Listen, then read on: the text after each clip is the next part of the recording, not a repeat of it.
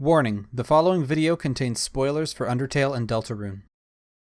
Today, we're going to solve Deltarune's biggest mystery, its Attack on Titan basement, the bunker.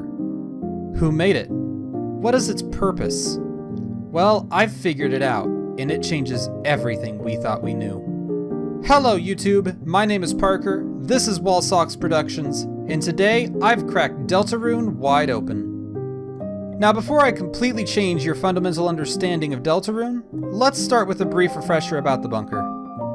The bunker is located at the southern end of hometown. In Chapter 1, the bunker doesn't really do anything in particular, it just kind of sits there and makes a strange noise if you go near it. In Chapter 2, however, we find out a little more. We learn that Chris has some sort of history with the bunker and that seems to be traumatic. Unfortunately, that's all we know. Or is it? Hey, Vsauce! Michael here. See, as even though we are only in Chapter 2, we already have all the clues we need to figure it out. And the key to everything is our favorite #1 rated salesman, Spamton.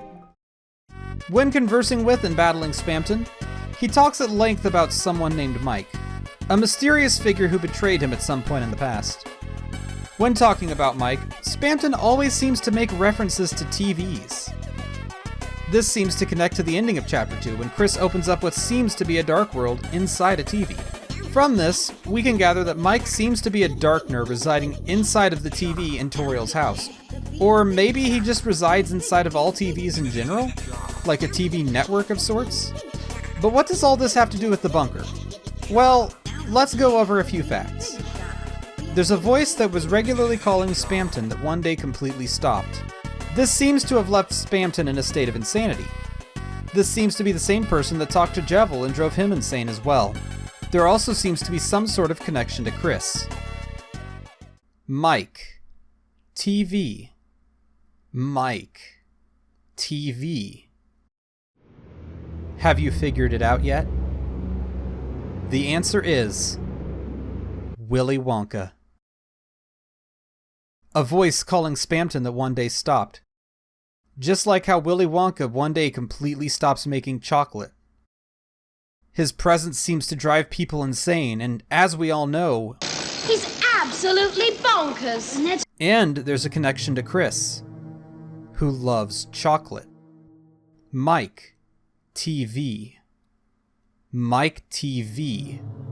The owner of the bunker is Willy Wonka, and the bunker is actually a chocolate factory. That explains Chris's connection. They were likely lured by the smells of chocolate and snuck in. We all know what happens to kids who misbehave around Wonka. Additionally, throughout Chapters 1 and 2, there's a theme of strange elevators. The card castle is filled with them, some that take way longer than they should, and some leading to secret areas. Chapter 2 featured teacup elevators. Teacups. What is a dark world if not a world of pure imagination? These elevators obviously reference the up and out elevator that Wonka uses. So how did Wonka's elevators get into the dark worlds? The answer is obvious if you think about it. In my previous Deltarune theory, I speculated that the annoying dog could have been the knight. Well, while I stand by everything else I said in that video, I think that one part was off base. Willy Wonka is the knight. So that just leaves one question. Why? Well, that too is obvious. What motive does Willy Wonka have for anything he does? To make chocolate. The entire knight's plan is to make more chocolate. After all, dark fountains make dark chocolate. Chocolate fountains. Ralsei claims that his fountain is made of pure darkness. This statement always bugged me. If only Ralsei's fountain was pure darkness, then what was in the others? And now we know. Ralsei's fountain is 100% pure cocoa, whereas the imitations are milk chocolate. This also explains why Chris opens the dark fountain at the end of Chapter 2. At some point, Chris discovers this horrid truth about the fountains, as well as how to make them.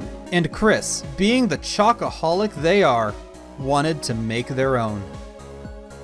As for how Mike ties into this, I believe this is an alternate version of Mike who never made it out of the TV. This leads us to one other logical conclusion. That there must also be a light fountain, made of white chocolate or perhaps milk. These light fountains are how the roaring will occur, unleashing the Titans from their milky slumbers. Thanks for watching this groundbreaking theory. If you liked it, please be sure to leave a like and subscribe to the channel. In the next video, I'm going to prove that the angel is actually Tinky Winky.